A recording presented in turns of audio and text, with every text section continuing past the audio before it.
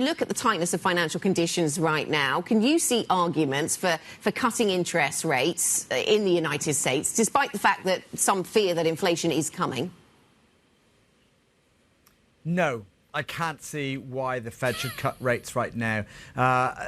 Ultimately, those tighter financial conditions do cause a threat to financial market stability, which is, essentially a third mandate. But the most important dual mandate of unemployment not yet spiking to bad levels, the labour market, and inflation is their really important one. That's the one where they risk doing long-term damage if they ease prematurely. Now, they may have to cut rates very aggressively later on, but it would be a mistake to cut rates too early if it turns out that the growth is not going to tumble, if the labour market's not going to suffer. And they know now the best approach in these kind of uncertain policy times is to maybe wait to cut a little bit later, but then cut very aggressively. And that's been the pattern established over the last 30 years. So quite often what you get in these kind of markets is that you might get no cut, and then suddenly the Fed cuts 200 basis points in the space of a couple of meetings because they realise they're behind the curve. But that makes sense. It is better policy than cutting prematurely and risking spiking inflation expectations. Yields are down on the US 30-year. Stocks are up. Do I chase the rally?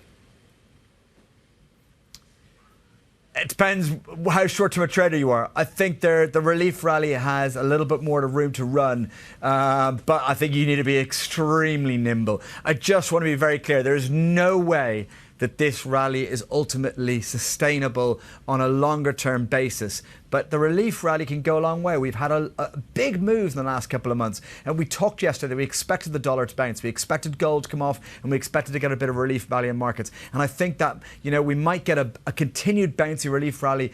I don't know the duration in time. It might be another couple of weeks because it might be bouncy, but I don't expect it to go particularly far in power. Maybe another couple of percent in stocks, maybe another percent or two on FX side, but I don't expect it to be much more than that because ultimately a large part of the world is just waiting to sell more dollars when they get better levels to do so.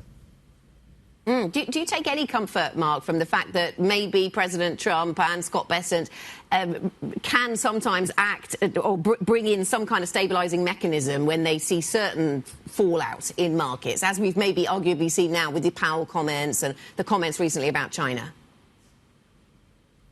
I think if you're a day trader, it's awesome because it means you can trade these markets in both directions around the longer term themes. Does it provide much relief for business owners? No. It doesn't matter if we get a full policy reversal now. We won't get policy certainty. There's not going to be policy certainty under this administration, given what we've had in the last few months. The damage is already done and entrenched. It's just what scale of damage we're going to get. So for business owners, for long-term investors, no, it's not much relief. For day traders, it's wonderful. It means they can make money on the way down and on the way up.